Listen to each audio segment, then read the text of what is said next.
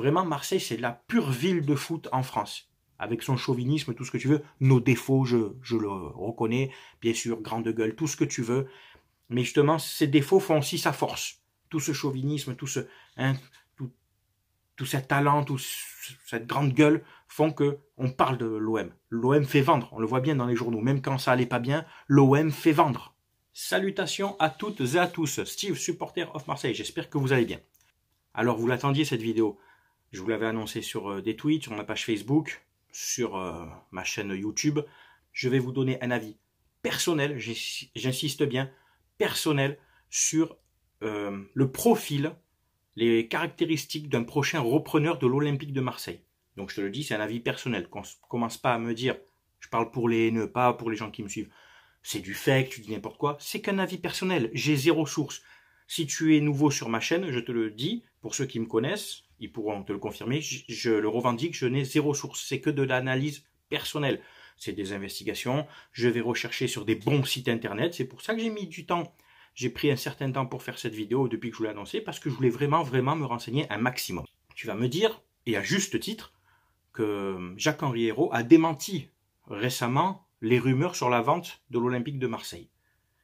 Si on revient quelques années en arrière, avant que Margarita Louis-Dreyfus mette le club en vente officiellement en avril 2016, pendant des mois, elle avait aussi démenti vouloir vendre le club.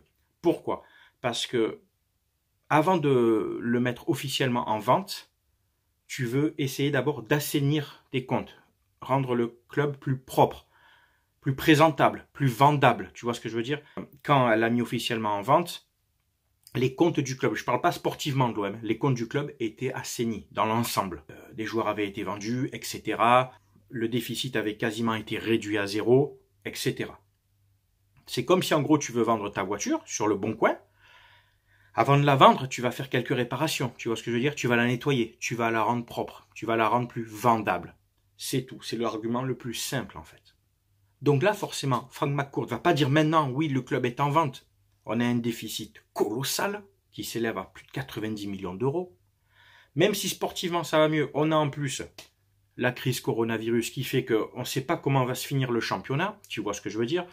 Est-ce qu'on va jouer? Est-ce qu'on va pouvoir aller en Ligue des Champions? Etc. Enfin, tous ces paramètres qui font qu'aujourd'hui, tu ne peux pas dire oui, je mets mon club en vente. Même si dans le monde des affaires, dans le large monde, cet océan du business, les gens renseignés savent et attendent en fait peut-être que Frank McCourt remette le club dans des eaux douces comme on dit, avec un équilibre financier avant de dire voilà, je peux te vendre le produit, il est propre.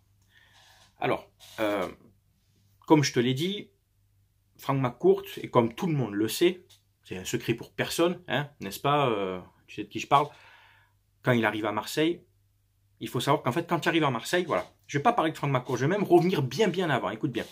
Quand Bernard Tapie a racheté l'OM en 86, c'est le maire de l'époque, Gaston Defferre et son épouse, proche de Bernard Tapie, qui lui ont demandé de reprendre le club, pour 1 franc symbolique à l'époque.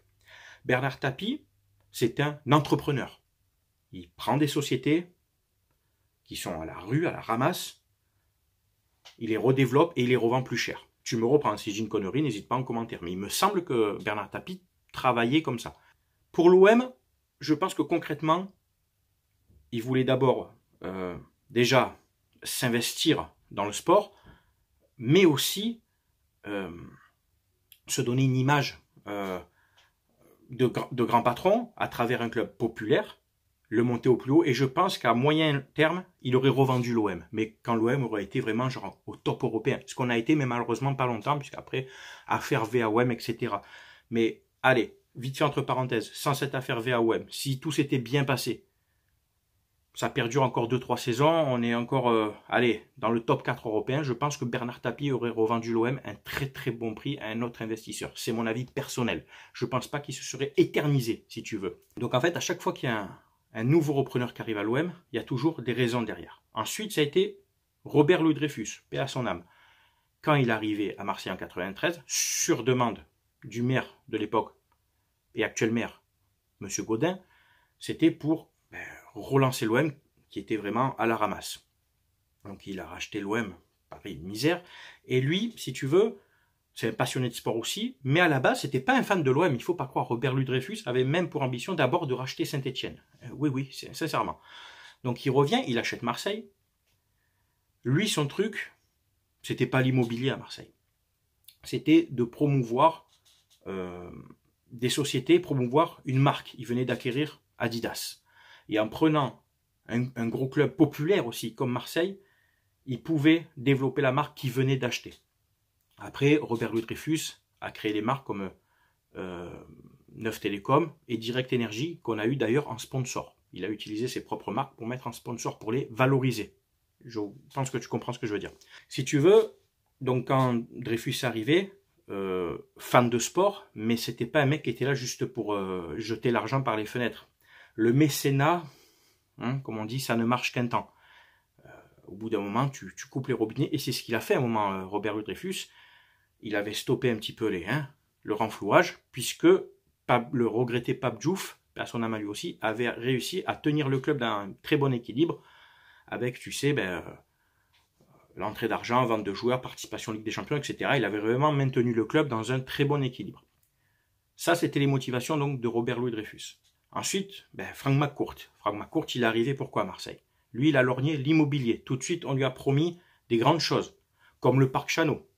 Il faut savoir que l'OM, avant que Franck McCourt arrive, était déjà propriétaire de son centre d'entraînement à la Commanderie, centre d'entraînement Robert Louis Dreyfus, racheté par l'OM en 2013. Petite dédicace à Papa Tampax qui disait que Franck McCourt a racheté le centre de formation. Zéro. Bref. Donc Franck McCourt arrive à Marseille, rachète l'OM avec tout ce que comprend l'OM, c'est-à-dire tout l'immobilier que l'OM détient déjà. Le centre d'entraînement et quelques villas par-ci par-là qui servent aussi de villas de fonction pour certains joueurs. Donc si tu veux, au niveau immobilier, pour l'instant, Franck McCourt, il n'a pas acheté grand-chose pour pas dire rien du tout. S'il s'est acheté peut-être un bâtiment par-ci par-là, c'est peut-être le grand max, mais vraiment. Chose qui n'est pas exceptionnelle en soi. Des millionnaires français peuvent acheter un bâtiment à Marseille. Ça, il n'y a rien d'extraordinaire. Donc on le sait, Franck McCourt lorgne depuis très longtemps sur le parc Chano. Je t'en ai déjà parlé, maintenant c'est bon, tout le monde le sait, etc. Mais le parc Chano, c'est quelque chose qui va se décider courant 2020, après les élections municipales, avec la nouvelle équipe municipale qui fera un appel d'offres, et Franck McCourt est candidat. Beaucoup de rumeurs et de bruits de couloir disent qu'il n'obtiendra pas ce que peut-être Gaudin lui avait promis, le parc Chano. Peut-être que Gaudin lui a fait des promesses qu'il savait qu'il ne pourrait pas tenir. Avec en calculant les élections municipales, etc., les appels d'offres, quand ça va tomber. C'est pour ça d'ailleurs qu'il ne s'en occupe pas maintenant et qu'il la laisse à la prochaine équipe municipale. Donc si Franck McCourt n'obtient pas la gestion du parc Chano, donc sur appel d'offres, niveau immobilier à Marseille, il n'y a plus grand-chose à investir de ce qu'il voulait. Après, à un moment donné, on avait parlé, tu sais, de l'hippodrome Borelli. Pour les Marseillais, ça vous sait, en bord de mer, ce grand hippodrome, de plusieurs milliers de mètres carrés. Franck McCourt voulait éventuellement le reprendre pour y construire un nouveau centre de formation plus développé, plus grand, plus en adéquation avec les ambitions du club. Je te le dis clairement, je pense qu'il ne l'aura jamais ça. Pour l'instant, l'hippodrome Borelli est sous gérance, enfin il y a un bail jusqu'en 2022 avec la société hippique de Marseille. Et après ce bail en 2022, la mairie, surtout les candidats actuels qui se présentent aux élections, que ce soit Madame Vassal ou la candidate de Écologie Les Verts, qui sont donc toutes les deux en tête du premier tour des élections, ont pour projet de faire une sorte de forêt au cœur de la ville. Tu vois ce que je veux dire? Elles ne veulent pas de construction sur l'hippodrome. C'est clair et net, que ce soit une ou l'autre, il n'y aura rien de construit. C'est ce qui se dit, c'est dans leur projet de campagne. Après, tu sais, avec ce qui se passe, les choses peuvent changer. Mais là, dans leur discours, il n'y aura rien de construit, que ce soit Vassal ou l'autre, d'Écologie Les Verts. Écoute bien. Donc je pense que McCourt, sentant le truc arriver, pas de parc Chano, pas possibilité de reprendre l'hippodrome Borelli, il doit se dire, bon, en gros, ce qu'on m'avait promis, je ne l'aurai pas. qu'est-ce qui va se passer? En gros, j'ai un club avec un centre de formation qui appartenait déjà, bon, c'est bien, quelques villas, etc. Bon, un patrimoine immobilier restreint quand même, lui qui est à la base un investisseur, un homme d'affaires de l'immobilier, il sent la patate arriver, si tu veux. Donc, je pense que oui, une fois que le club sera assaini, avec la vente de joueurs, etc., ce qu'avait fait Vincent Labrune, à l'époque de Margarita Louis-Dreyfus, elle lui avait demandé, vends des joueurs, renfloue les caisses, et après on vend. Eh bien, je pense qu'en gros, Paul Aldridge est surtout venu pour ça, pour arriver à vendre les joueurs les plus bankable, au meilleur prix en Angleterre ou ailleurs, mais c'est souvent en Angleterre.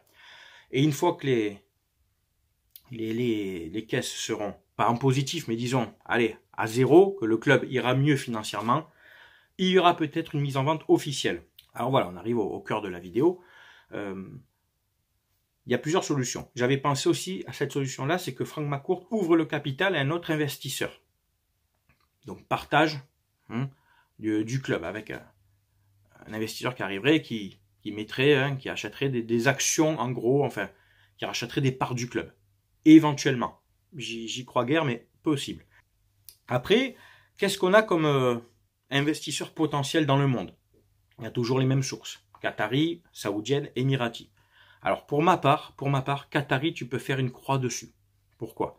Les Qataris ont le Paris Saint-Germain. Est-ce que vraiment un fonds d'investissement qatari va acheter un autre club en France et s'auto-concurrencer? Surtout qu'il faut savoir qu'un même propriétaire de club, tu peux être propriétaire de plusieurs clubs, mais tu pourras envoyer qu'un seul club en Coupe d'Europe.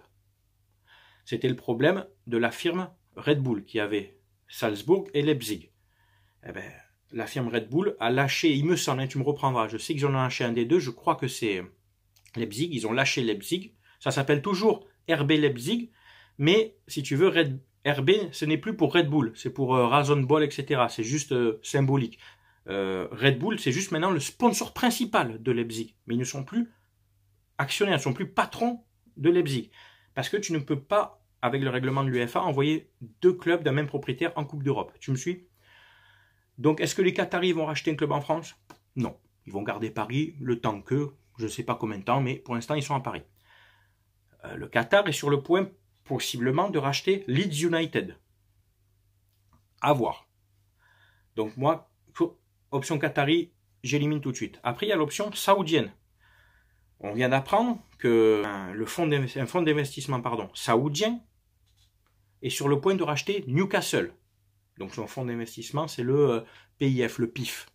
Tu peux te renseigner, tu peux voir, je suis allé voir un petit peu comment ça fonctionne, etc., ce qu'ils ont investi dans le monde. Bon, voilà. Donc ce fonds saoudien est sur le point de racheter Newcastle avec son représentant, le cheikh, je ne sais pas si ça se dit comme ça, Mohamed Bin Salman, si je n'écorche pas trop son nom, mais bon, tu vois de qui je veux dire, et puis tu peux te renseigner.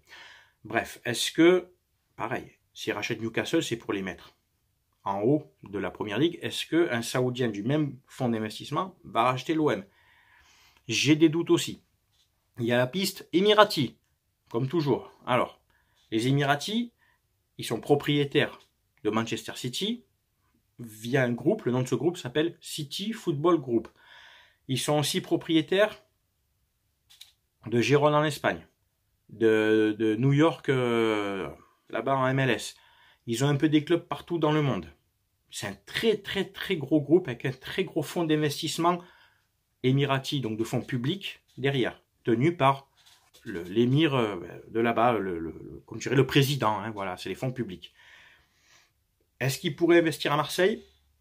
C'est une éventualité, mais en sachant qu'ils ont déjà Manchester City, est-ce qu'ils investiraient à Marseille pour les mettre en haut de la Ligue 1 et dans ces cas-là avoir le même problème?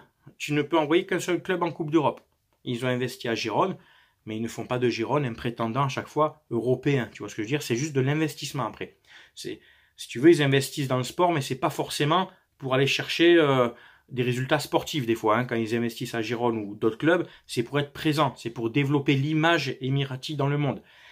Peut-être que derrière, il y a un fond un peu m'as-tu vu, d'orgueil. Tu vois ce que je veux dire? On est là, on est de partout.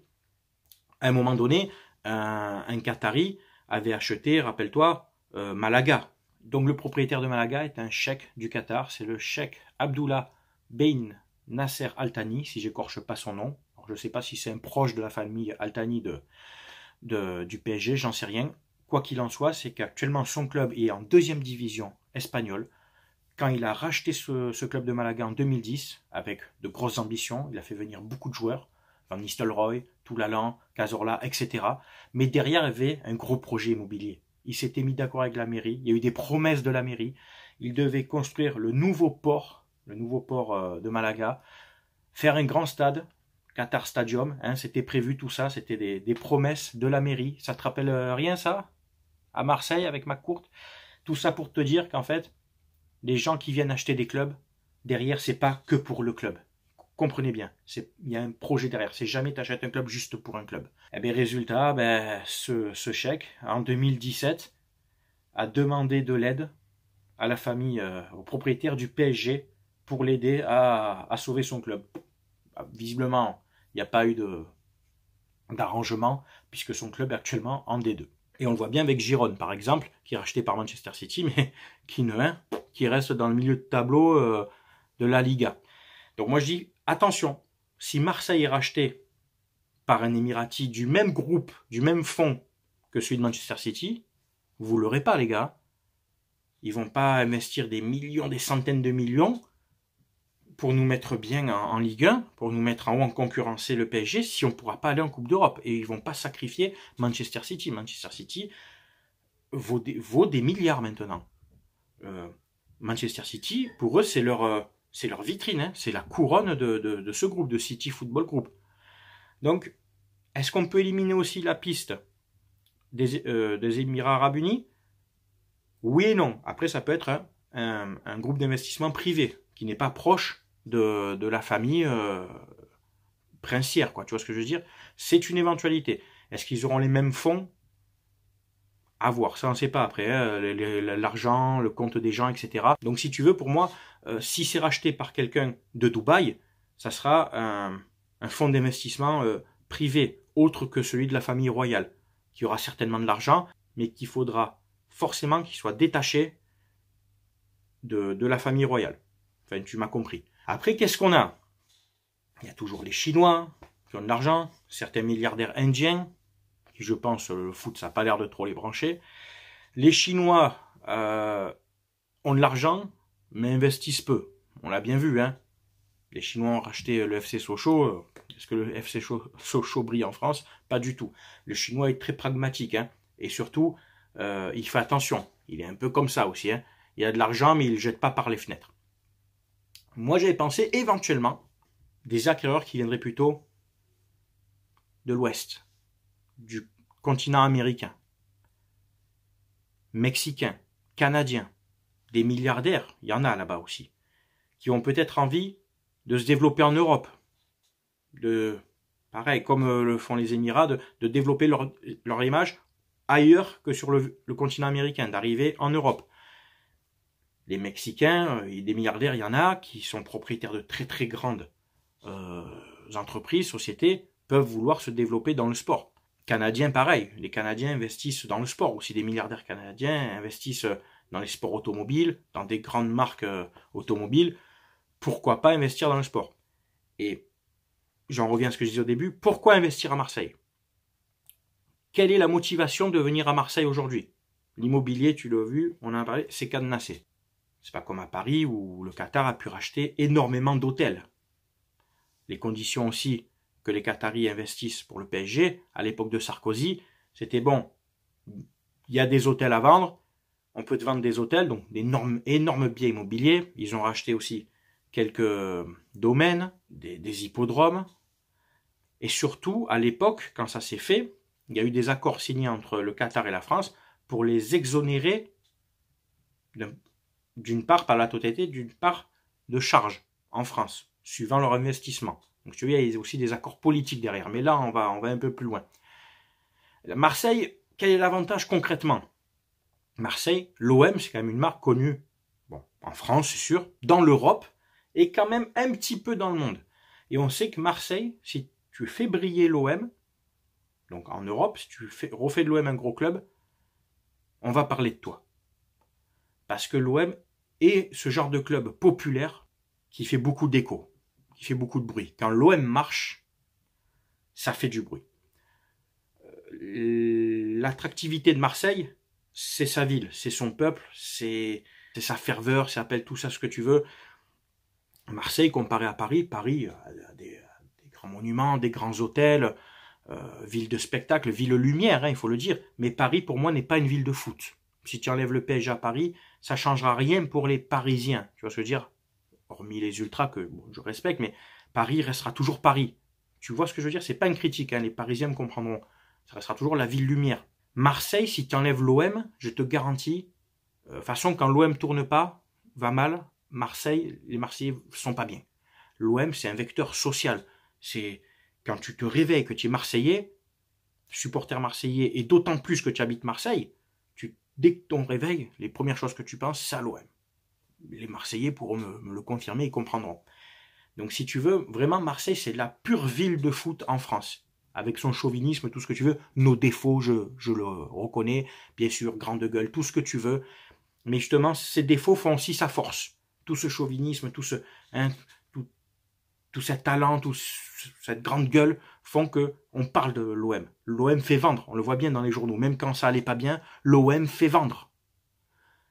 Si l'OM retrouve les sommets européens, le propriétaire de l'OM, on parlera de lui, il aura une image. Et donc ça t'ouvre les portes d'autres choses. L'OM peut être un tremplin pour d'autres investissements. Si tu réussis à l'OM, c'est très dur de réussir à l'OM. Les Marseillais le savent, de par le milieu, tout, la pression. Si tu réussis à l'OM, et quand j'ai réussi, c'est pas juste ramener 2-3 coupes de la Ligue ou un trophée de champion et un titre de champion de France. Non, réussir à l'OM comme l'a fait Tapi, t'ouvre les portes pour d'autres investissements. On va dire, oula, mais lui, c'est le gars qui a réussi avec l'Olympique de Marseille. Donc c'est que c'est un mec qui a, tu vois ce que je veux dire, qui a de la poigne, comme Bernard Tapie, comme pouvait l'avoir Monsieur Diouf, même s'il n'était pas le patron, en tant que président, il a quand même, on peut dire qu'il a pas trop mal réussi en termes de gestion du club. Tu vois ce que je veux dire? Donc l'attractivité de l'OM, de Marseille en elle-même, eh ben c'est Marseille, c'est l'OM.